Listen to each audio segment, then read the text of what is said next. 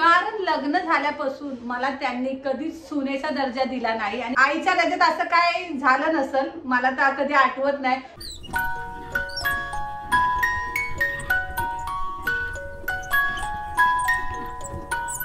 Hi friends, Swami Samarth. मी कल्पना शिंदे आणि आज आहे हॅपी मदर्स डे। तर माझ्याकडून माझ्या सासूबाईंना हॅपी मदर्स डेच्या खूप खूप शुभेच्छा।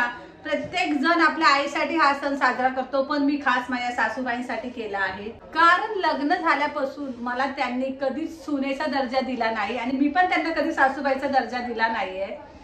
कारण आमचं बॉन्डिंगच तसं आहे, किती पण काय झालं तरी बोलतात ना, माझ्या प्रत्येक सुखादुखात त्या आईसारख्याच खंबीर उभ्या राहतात आणि मी पण त्याच्या प्रत्येक सुखादुखात एका मुलीसारखीच त्यांच्या पाठीशी खंबीर उभी राहते। त्यामुळे त्या माझ्या आईच आहेत मी बोलेन।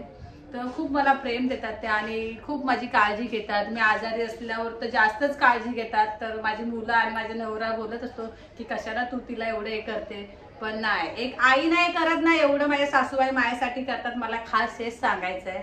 प्रत्येक वेळी मला खूप हेल्प पण करतात। मी कामाला वगैरे जाते तर घरी आल्यावर मला आयतं ताटबीट बनवून देतात जेवायचं, तर मला खूप बरं वाटतं की म्हणजे बोलतात ना, आईच्या दर्जात असं काय झालं नसेल, मला तर कधी आठवत नाही। कारण आम्हाला घरनच करून जायला लागायची कामं आणि आल्यावर पण करायला लागायची। 4 वाजता सकाळी उठल्यानंतर रात्री 10 वाजेपर्यंत हीच रुटीन असायची। पण माझं लग्न झाल्यापासून मला कधी असं म्हणजे बोलतात ना जाणवलंच नाही की मी कामाला जाताना काय कधी कामं करा। मला सर्व विचारत असतात कामात, कल्पना तू उठते कधी आणि कामाला येते एवढ्या 6 वाजता आणि जाऊन कधी कामं करते।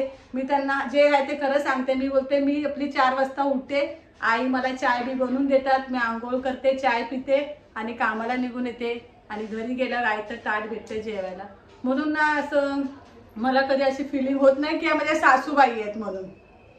तर तुम्हाला काय वाटतं ते मला माहिती नाही। तुमचं आता मी बऱ्याच मुलींचा पण ऐकते ट्रेनमध्ये, माझ्या मैत्रिणी असो या कोणी असो, असं सासूंचा विषय निघाला ना तर त्या बोलत असतात बाबा आमची सासू अशी, आमची सासू तशी।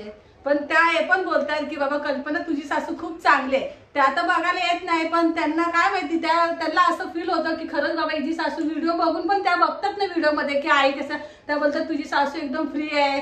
आणि आता मी कामाला जाते तर त्यांना दिसतच आहे की बाबा खरंच त्यांच्या घरातलं वातावरण पण चांगलं आहे। मला त्या नेहमी बोलत असतात तुझ्या सासूबाई खूप छान आहे कल्पना, तुला एवढा सपोर्ट करतात। जर आमच्या सासूबाईंनी पण आम्हाला एवढा सपोर्ट केला असता तर आम्ही पण किती पुढे गेलो असतो।